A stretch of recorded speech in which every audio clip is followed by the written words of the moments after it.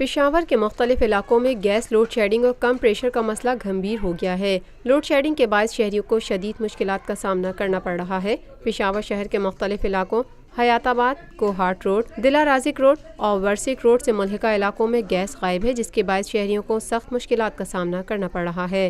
خواتین کو گھروں میں مشکلات کا سامنا ہے۔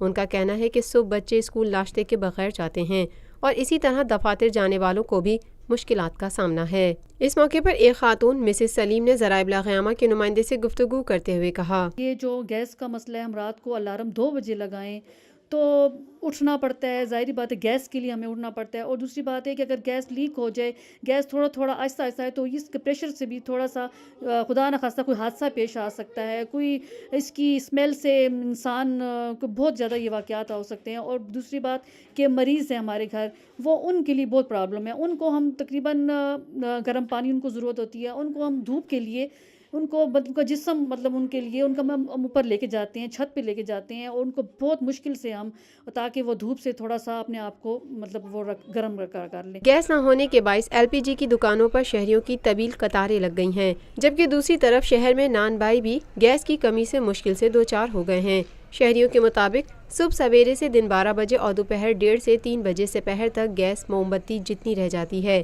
جس سے کھانا نہیں پکایا جا سکتا۔ شہر میں گیس نہ ہونے کی وجہ سے صارفین کو شدید مشکلات کا سامنا ہے۔ اسکول پرنسپل مسز حیدر سلیم کا کہنا تھا، میرا گھر ادھر CMH کے سامنے ہے اور میں پرنسپل ہوں، اور ساری رات گیس نہیں تھی، اور میں اتنی بیمار ہوں نا کہ آپ سوچ نہیں سکتے۔